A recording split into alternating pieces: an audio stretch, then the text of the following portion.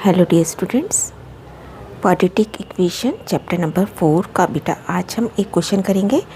In a flight of 600 kilometre an aircraft was slowed down due to bad weather.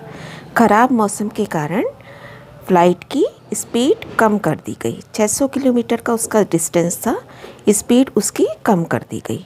It's average speed for the trip was reduce by 200 kilometre per hour. तो कितनी कम कर दी गई बेटा? 200 kilometre पर घंटे के हिसाब से कम कर दी गई।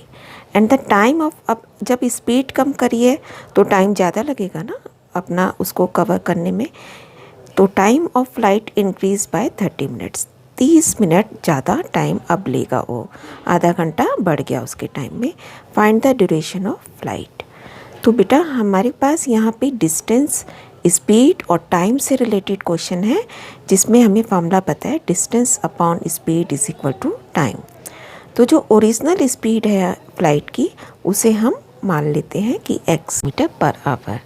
तो हमारा टाइम कितना होगा? डिस्टेंस अपॉन स्पीड होता है ना, तो 600 बटा x, मतलब स्टार्टिंग का टाइम हमारा 600 बटा x है, क्योंकि फॉर्मूला क्या होता है? Time is equal to distance upon speed.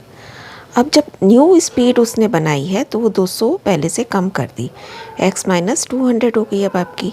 तो टाइम भी चेंज हो गया आपके अकॉर्डिंगली। टाइम अब क्या होगा? 600 अपॉन x माइनस 200। ठीक है, अब दोनों के टाइम में कितना फ़र्क है? 30 मिनट्स का, जिसे हमें घंटे में बदलना पड़ेगा, क्योंकि स्पीड हम किलोमीटर पर आवर के अकॉर्डिंगली ले रहे हैं।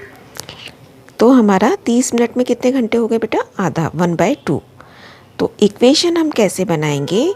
जिसमें ज़्यादा टाइम लग रहा है उसमें से कम टाइम को घटा देंगे।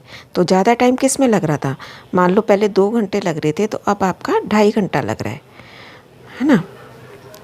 600 अपॉन x माइनस 200, ये इसमें ज़्यादा टाइम है, तो ज़्यादा में से कम टाइम को घटाएंगे तो हमारा आधा घंटा हमें मिल जाएगा। मान लीजिए आप 5 और 4 की स्पीड, 5 की स्पीड आपकी पहले थी, 4 की अब आपने कर दी। तो 5 की स्पीड से जब आप चलते हो 2 घंटे में काम ख़त्म कर देते हो, और अब आपका आधा घंटा बढ़ गया, यानी कि 2.5 घंटा। तो अगर हम टाइम की इक्वेशन बनाएंगे तो मैं 2.5 में से 2 घटाऊंगी तो मुझे आधा घंटा मिल जाएगा। ऐसे ही हमने कम टाइम में, कम स्पीड वाले टाइम में जिसमें ज़्यादा टाइम लग रहा है, स्पीड कम है तो टाइम ज़्यादा लग रहा है, तो ज़्यादा टाइम में से कम टाइम वाले को घटाया तो आधा घंटा हमें मिल गया। अब बस हमारे को इक्वेशन सॉल्व करनी है। इक्वेशन सॉल्व करने के लिए हम तीनों टर्म्स का एलसीएम लेंगे, तो तीनों ही टर्म हमारी एलसीएम में आ जाएंगी। तो इसके पास ये वाली टर्म नहीं जाएगी, इसके पास जाएगा 2 और x।